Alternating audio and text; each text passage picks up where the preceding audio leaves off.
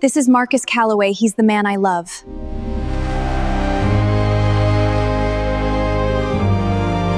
A technician, a boy, no name, no standing, nothing.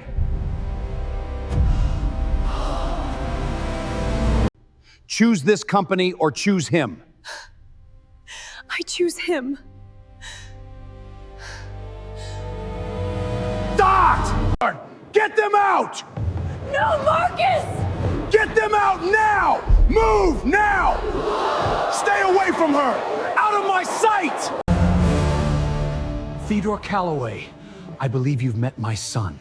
The man you called nothing is the next chairman of Calloway Dynamics. One moment, Marcus Calloway was being humiliated in front of hundreds of powerful guests. The next, the entire room was staring at Walter Bennett in disbelief.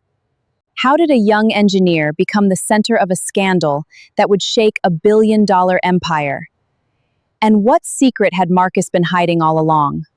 Before we uncover the shocking truth, take a second to subscribe to Chanel and join us for more unforgettable stories of dignity, betrayal, power, and justice.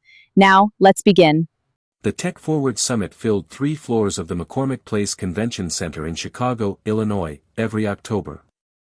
11,000 badges. 43 breakout rooms. 1 projector bulb that decided to die at 9:14 in the morning, 4 minutes before Caroline Bennett was supposed to walk on stage. Caroline was 27, a white woman, with light brown hair pulled into a low knot, the kind of polished, understated style that came from growing up around money, but never wanting to look like she was showing it off. She was sharp, quietly observant, and carried a stubborn streak underneath her professional calm, the kind that came from spending years being underestimated by her own father. She stood behind a black curtain in Hall C, holding a clicker that controlled nothing, staring at a screen that showed nothing but a blue error message. Her blazer was the color of wet slate, tailored, expensive, the kind of fabric that didn't wrinkle even when the person wearing it was quietly panicking. Caroline didn't use her real name on her conference badge. It read Caroline B., marketing consultant. She'd done that on purpose.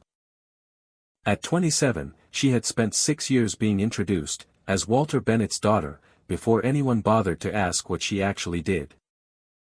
For 1 week a year, at this conference, she got to just be Caroline. 2 minutes, the stage manager said, into a headset, not looking at her. The projector's dead, Caroline said. Not dimmed. Dead. A man crouched at the equipment rack 10 feet away, sleeves pushed up past his elbows, a laminated contractor badge clipped to a plain gray t-shirt. He was black, 24 years old, broad-shouldered but unassuming about it, with the calm, methodical focus of someone who'd rather solve a problem quietly than explain how smart he was. He didn't look like conference staff. He looked like someone who'd wandered backstage and decided to be useful. HDMI handshakes failing, he said, not to her specifically, more to the cable in his hand. Somebody routed this, through a switcher that's 3 firmware versions behind. He pulled a small laser pointer from his back pocket, more out of habit than purpose, and used the narrow beam to trace the cable run along the floor, checking connector by connector in the dim light. Can you fix it in 90 seconds? Caroline asked. I can fix it in 40. He didn't look up. Who scheduled the AV check for this morning instead of last night? I don't know. Probably some intern. Tell the intern they just lost me 40 seconds I didn't have. He said it flat, no heat behind it, the way someone states a fact about weather. Caroline almost laughed despite the panic clawing at her sternum. You always talk to people like that. Only when their cable is wrong, and their attitude is right. He finally glanced up. Dark eyes, steady, unimpressed by her blazer, or her badge, or the fact that 200 attendees were already seated on the other side of the curtain. You're the keynote. I'm the warm-up for the keynote. Close enough to feel the same amount of dread. He swapped the cable, reseated a connector, and the screen flickered blue, then black, then bloomed into her title slide. Bennett Industries, the next decade of adaptive manufacturing. Bennett, he repeated, reading the slide. Big name in industrial tech. You've heard of it. Everybody in this building's heard of it. He coiled the dead cable around his forearm, unbothered, already moving to the next task. Good luck up there. Wait. She caught the edge of his sleeve, before she could stop herself. What's your name? Marcus. He nodded once, like that was a complete sentence, and disappeared behind the equipment rack. She walked on stage 40 seconds later, and gave the best keynote of her career, and she didn't know why except, that for the first time in longer than she could remember, someone had looked at her, and seen a person, with a broken projector, not a billionaire's daughter, with a famous last name. Marcus Calloway had been at Tech Forward for the full 3 days, badge reading Marcus C., field engineer, no company name listed, which was unusual enough, that nobody questioned it. People assumed he was independent. He let them. He'd told his father he needed 6 months, maybe a year, on the floor, before he sat behind the desk, that had his name already engraved on a placard in a drawer in Charlotte, North Carolina, waiting. Colonel Theodore Calloway, retired, 4-star, chairman of Callaway Dynamics, had not argued. Theodore was black, in his early 60s, a tall and composed man, whose quiet authority came less, from his rank, and more from a lifetime of choosing his words carefully, before he spoke them. He believed deeply, that respect had to be earned at every level, including by his own son. You want to understand what the company actually does, before you run it, his father had said, over dinner the night Marcus made the request, instead of what the quarterly reports say it does. I want to understand the people, Marcus had said. Anybody can read a balance sheet. So for 11 months, Marcus Calloway had worked field engineering contracts under his middle name, no titles, no signal that the company supplying precision actuator systems to half the defense and manufacturing sector in the country was, in fact, his family's company, and that he was its next chairman. He found Caroline Bennett again on the second day of the conference, in the expo hall, standing alone at her own company's booth, while 2 junior staffers handled the foot traffic. She wasn't doing what executives usually did at these things, working the room, collecting business cards like trophies. She was watching a live demo of a robotic arm, with genuine, unguarded curiosity, the kind people forgot how to have once they got important enough. You run marketing for Bennett, he said, walking up beside her. Shouldn't you be schmoozing somebody right now? I schmoozed 4 people already today. I'm taking my mandated 15 minutes of being a human being. She glanced at him. AV's not broken right now. What's your excuse for talking to me? No excuse. Just notice the only person at this entire booth not pretending to be busy. They talked for 40 minutes.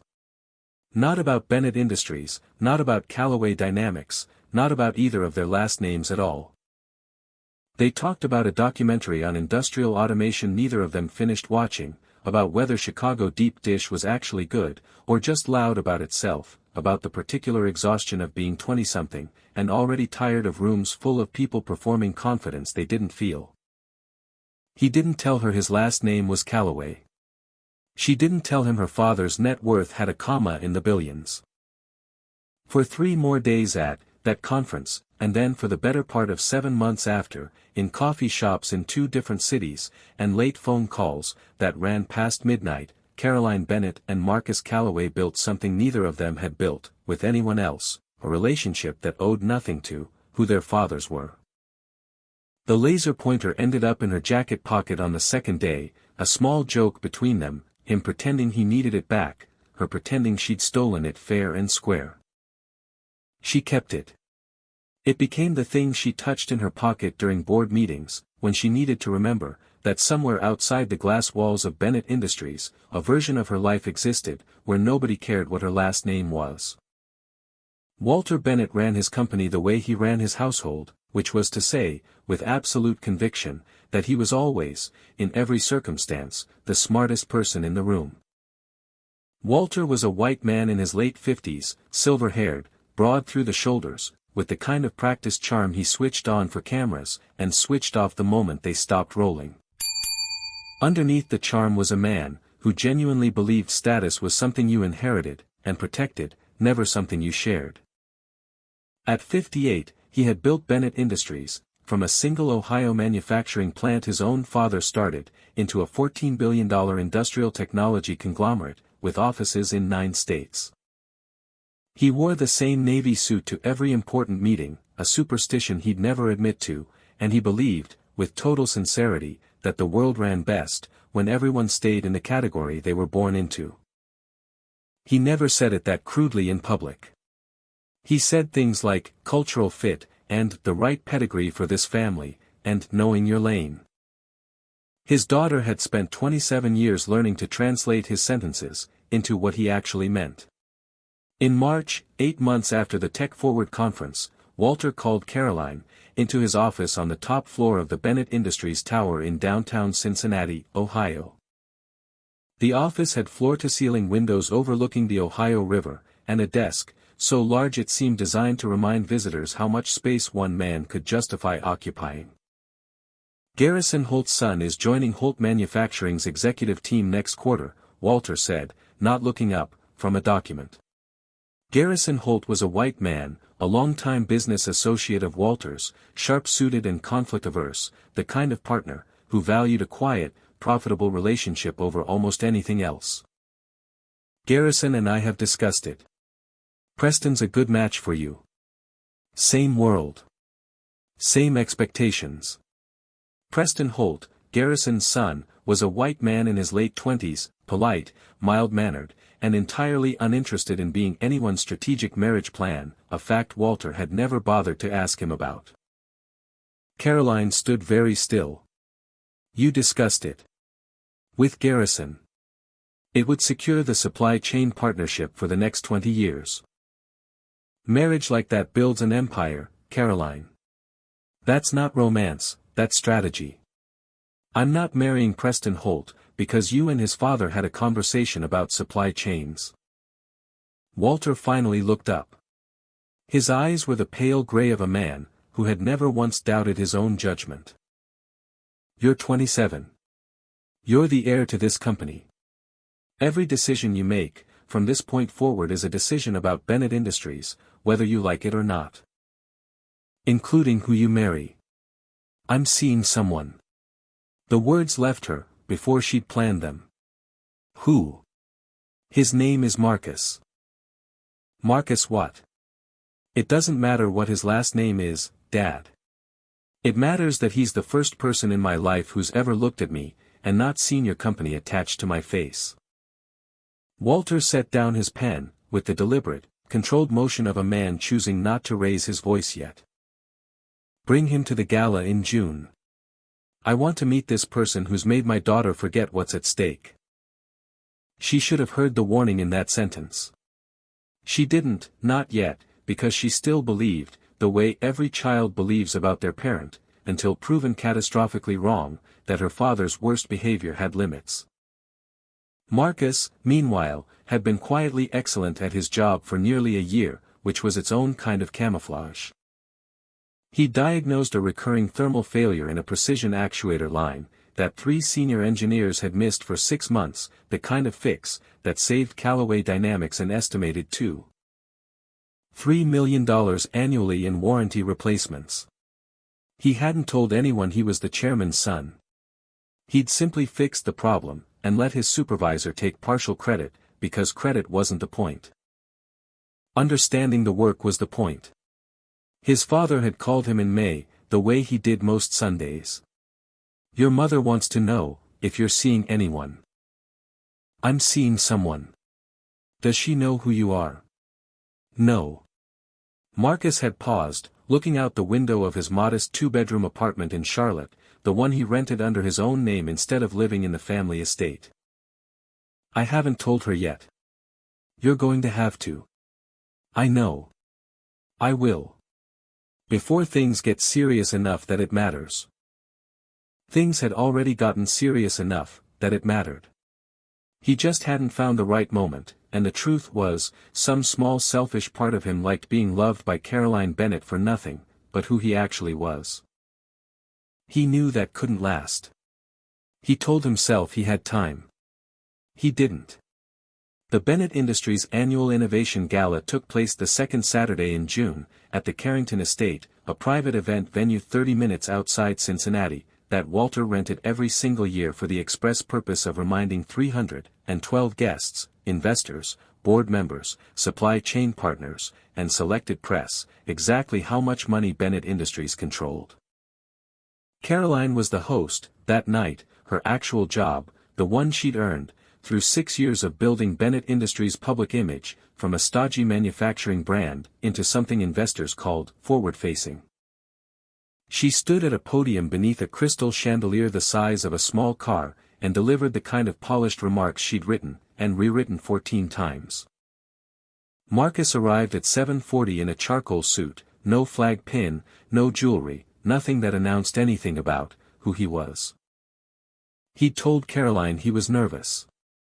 She'd told him not to be, that her father's bark was worse than his bite. She believed that when she said it. She would not believe it for much longer.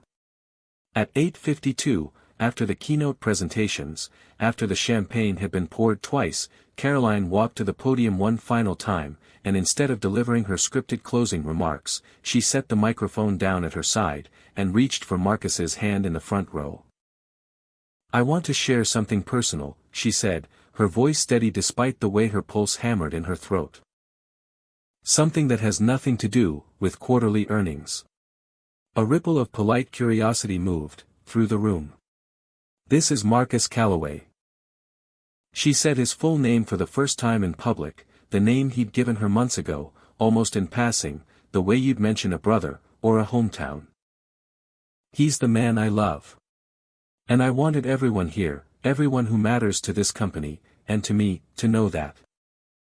The applause started thin, uncertain, the kind people give, when they're waiting to see whether it's safe.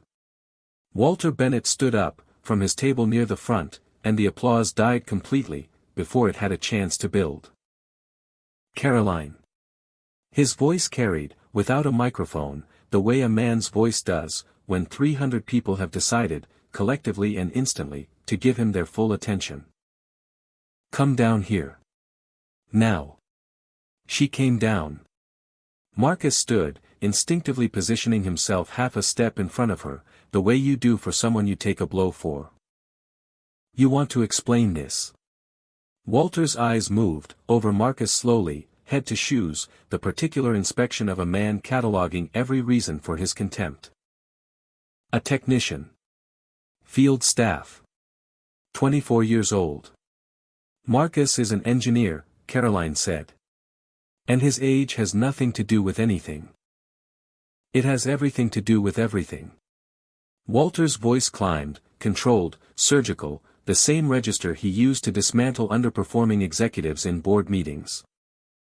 "You are 27 years old, heir to a $14 billion company, and you are standing in front of every investor and partner who matters to this family announcing a relationship with a man who fixes machines for a living. A boy 3 years younger than you, with nothing, no name, no standing, no business being in this room at all. Mr. Bennett." Marcus kept his voice level, quiet enough that the room had to lean in to hear it, which somehow made it land harder than shouting would have. "I'd be happy to discuss this, with you directly, away from your guests. I'll discuss it exactly where I please." Walter turned to address the room, the way he had 1,000 times, before at this same venue, performing certainty for an audience. "I want everyone here to understand what my daughter has chosen. A man-child with no education listed on any background check my security team could find, no family of consequence, no future beyond whatever hourly wage someone pays him to crawl under equipment racks. And she's chosen him, over the legacy of this company, over everything 3 generations of Bennetts have built." A woman near the bar laughed, short and nervous, the kind of sound people make, when they don't know what else to do, with their discomfort. 2 board members exchanged glances and said nothing. Garrison Holt, seated at table 2, with his son Preston, studied his wine glass like it contained the answer to a question nobody had asked him. 300 people, and not one of them moved. This is not acceptable, Walter continued, his voice dropping, into something colder, more deliberate. Caroline, you will end this immediately, tonight, or you forfeit your position, as my successor. Every share. Every title. Every claim to this company you were born into. I built Bennett Industries for someone, who understood what it costs to protect a legacy. Not for someone, who throws it away on a boy, who can't even afford the suit he's wearing, without a paycheck loan. Marcus's jaw tightened, the only visible sign, that the words had landed. He said nothing back. Caroline felt her hands shaking, the same way they had at every moment in her life, when her father decided to perform his cruelty for an audience instead of delivering it privately.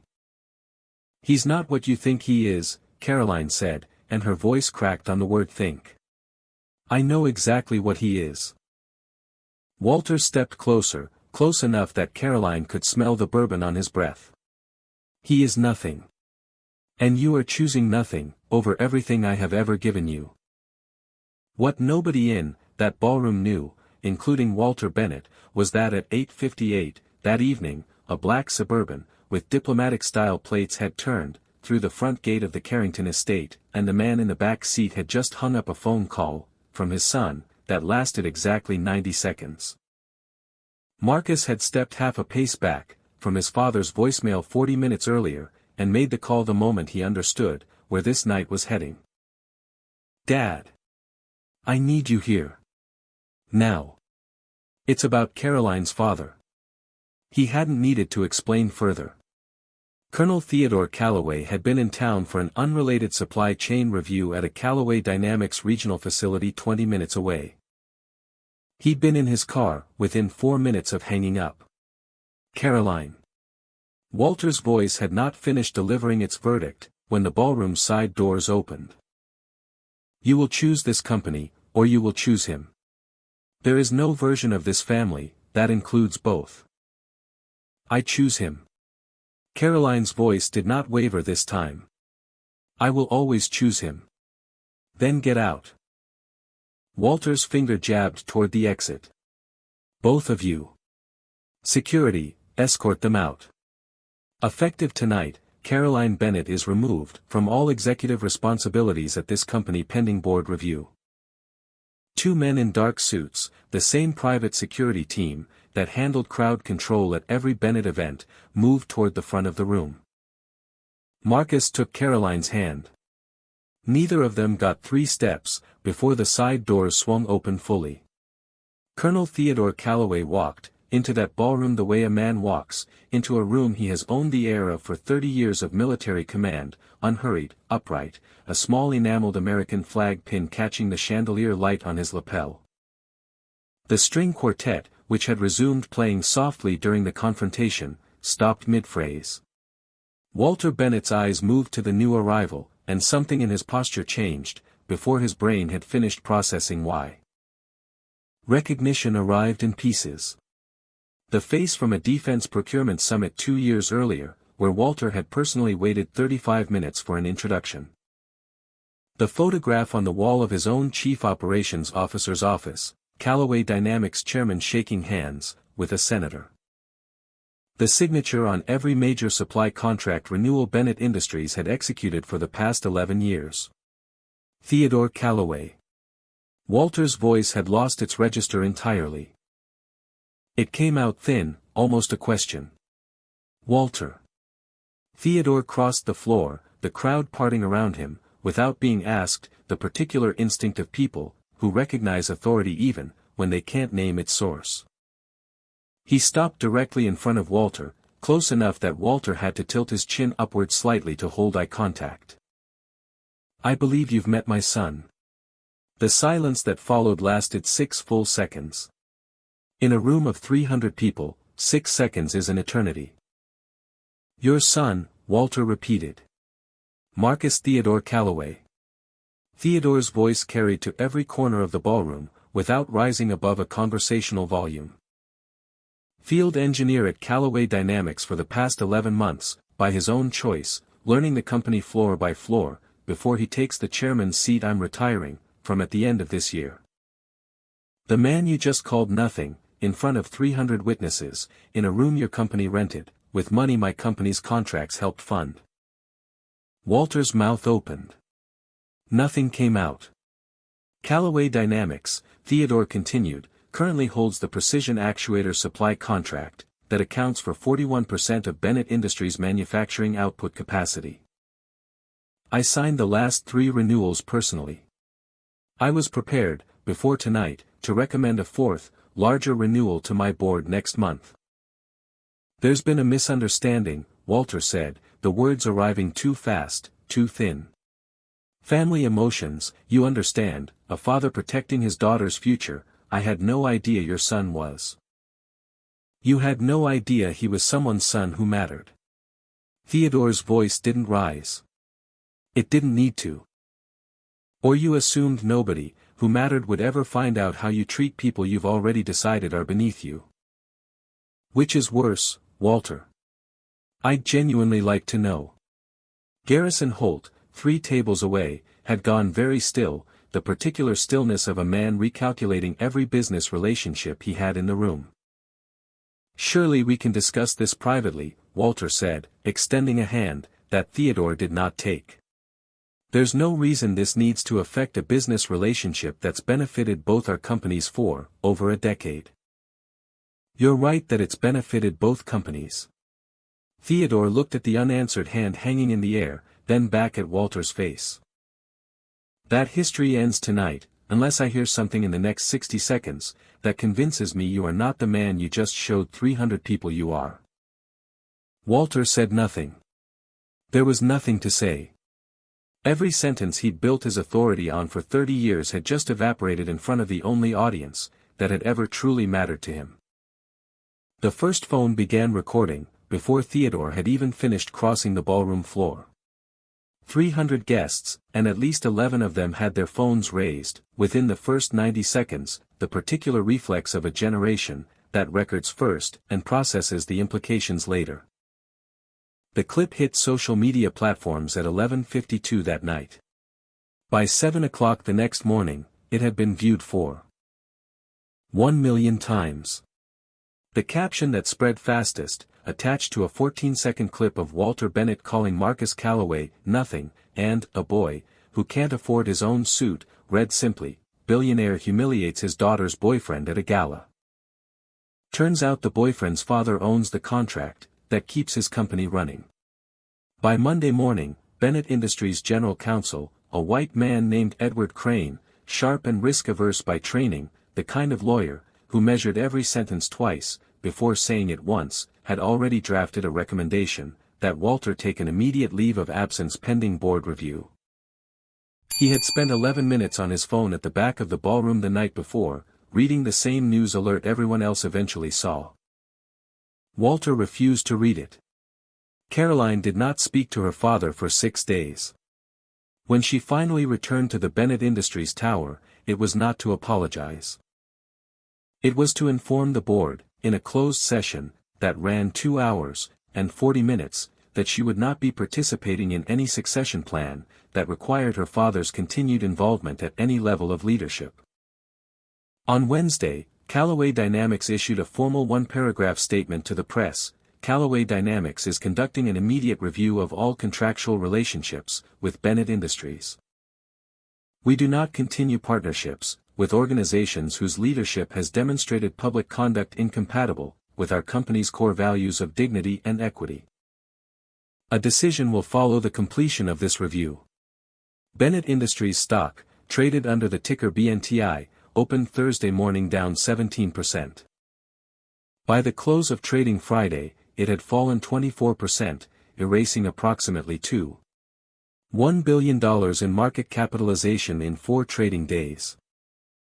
2 institutional pension funds holding significant BNTI positions issued statements distancing themselves from the company's leadership, citing fiduciary concerns about reputational risk. The Bennett Industries board called an emergency session the following Tuesday. Of the 11 board members present, 9 voted to demand Walter's immediate resignation as CEO. The remaining 2 abstained. Both had been personal Walter appointees, and neither could bring themselves to vote in his defense once Edward Crane read aloud the full transcript of the recorded confrontation. 3 former Bennett Industries employees came forward to the Cincinnati Business Courier, over the following 2 weeks, all of them describing a pattern of behavior, from Walter spanning more than a decade. A former senior vice president named Denise Marsh, a black woman in her late 40s, composed and exacting, known internally for never raising her voice even, when she had every reason to, had left the company in 2021, after 14 years. She described being passed over for the chief operations officer role 3 separate times despite holding the strongest performance record in her division, a decision she'd always suspected, but never been able to prove, was connected to comments Walter had made in closed meetings about fit and the image we project to investors. A second former employee provided internal emails showing Walter had personally vetoed 2 minority-owned supplier contracts in 2019 and 2020, both flagged by his own procurement team as the most cost-effective bids received, with handwritten notes in the margins reading simply not the right relationship for us. The Ohio Civil Rights Commission opened a formal inquiry into Bennett Industries' hiring, promotion, and vendor selection practices the following month. 6 weeks after that, a class action lawsuit was filed on behalf of 14 current and former Bennett Industries employees, alleging a pattern of discriminatory practices in promotion and contracting decisions spanning more than 11 years. The suit sought $94 million in damages. Walter resisted resignation for 9 days. He called board members individually, attempting to negotiate, to remind them of decades of profitable leadership, to suggest the entire situation had been blown out of proportion by people who didn't understand how business actually worked. Every call he made, over those 9 days went unreturned. Eleanor Bennett, Walter's wife of 31 years, a white woman in her mid-50s, soft-spoken in public but, as it would turn out, far less naive than 31 years of silence had made her appear, walked into his home office on the 10th night, and said 5 words that ended the standoff: "I am filing for divorce." She had watched her husband disown nothing publicly only, because there was nothing left to disown, but the documents she filed 2 days later painted a portrait of decades of private comments and behavior she had long stayed silent about, comments she stated under deposition she had remained silent on out of financial dependence, and fear of social consequence, not agreement. Walter resigned as CEO of Bennett Industries on a Thursday morning, 11 days after the gala. His public statement, recorded in his home office wearing the same navy suit he'd worn the night of the confrontation, ran 90 seconds, and was widely mocked online for its complete absence of the word sorry, until the final sentence, where it appeared once, briefly, sandwiched between phrases like, "regret the tone of my remarks," and "moving forward with humility." Callaway Dynamics did not terminate the supply contract entirely. Theodore Callaway, in a decision Marcus would later credit as one of the most strategically generous moves he'd ever witnessed his father make, offered Bennett Industries a renewed contract on one condition: Caroline Bennett would assume full operational leadership of the company, with an independent board-appointed oversight committee monitoring hiring and contracting practices for a minimum of 3 years. The board accepted within 48 hours. They had little choice. Without the Callaway Dynamics contract, Bennett Industries' manufacturing capacity would have collapsed within 2 quarters. Caroline Bennett was confirmed as CEO of Bennett Industries by unanimous board vote on August 3, 52 days after the gala. She was the youngest CEO in the company's 61-year history. Her first executive action was establishing what the company internally called the Carrington Standard, named deliberately for the estate, where everything had broken open, a formal company-wide policy requiring blind review for all vendor and supplier contracts above $50,000, removing names, photographs, and any identifying demographic information from initial bid evaluations. Within the first year, minority-owned vendor contracts at Bennett Industries increased by 34%, not because anyone lowered the bar, but because the bar had finally been applied evenly. She hired Denise Marsh back, within the month, not into her old role, but as the company's first chief culture and ethics officer, a position created specifically because of what Denise had endured and never been believed about. Marcus accepted the chairman position at Callaway Dynamics that December, when his father formally retired. His first move was not symbolic. It was structural. He created a rotational program requiring every incoming executive, including any future Callaway family member, to spend a minimum of 6 months working an entry-level technical or operational role, before assuming any leadership position. He named it, simply, the floor requirement. People lead better, Marcus said in a brief interview, with an industry trade publication, that December, the only public comment he ever gave about the gala, when they remember what it feels like to be the person other people don't bother looking at twice. Caroline never gave an interview about her father at all. When a reporter, from a national business outlet asked, 8 months after the gala, whether she had any comment on Walter Bennett's resignation, or the lawsuit, she said 9 words, that became their own small headline: "My company has work to do." That's enough. 6 months after the gala, Bennett Industries stock had recovered to, within 8% of its pre-incident value, driven largely by investor confidence in Caroline's leadership, and the company's new ethics oversight structure. The class action lawsuit settled in November for $71 million, the largest discrimination settlement in Ohio's manufacturing sector, that year, with the consent decree requiring annual third-party audits of hiring and contracting practices for 5 years.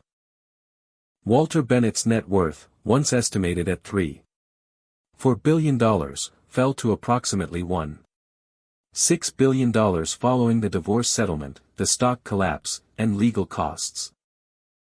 He moved out of the family's Indian Hill estate, into a smaller property in Lebanon, Ohio. He was removed from 2 corporate boards, and asked to resign from a third. He has not spoken to Caroline since the night of the gala. He completed a court-mandated bias training program connected to the civil rights inquiry settlement, attending all 8 sessions in silence, sitting in the back row each time. Eleanor Bennett relocated to Sarasota, Florida, following the divorce, which was finalized in February. She received a settlement of $140 million, and has not spoken publicly about her marriage since.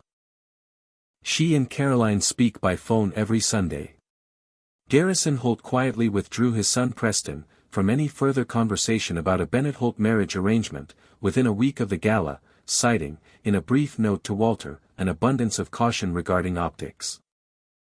Holt Manufacturing supply relationship with Bennett Industries continued under Caroline's leadership, renegotiated under the new blind review standard.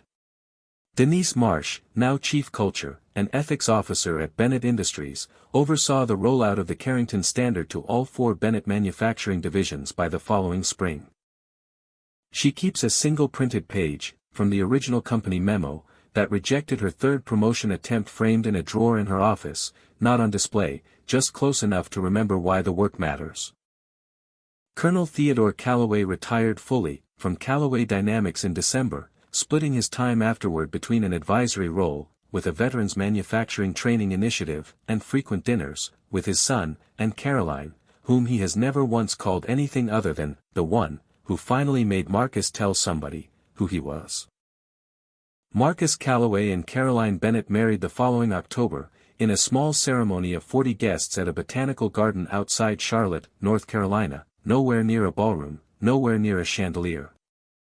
Theodore walked Caroline halfway down the aisle, at her request, before handing her off to walk the rest of the way herself. No Bennett family members were invited except Eleanor, who arrived early carrying a small wrapped gift, and stayed until the last song ended. Caroline kept the laser pointer. It sits now in the top drawer of her desk on the executive floor of the Bennett Industries Tower, the same floor, where her father once explained to her, in detail, exactly who was, and wasn't allowed to matter in his world. She takes it out sometimes during long board meetings, turns it over once in her palm, and puts it back, and then she looks up, and keeps working.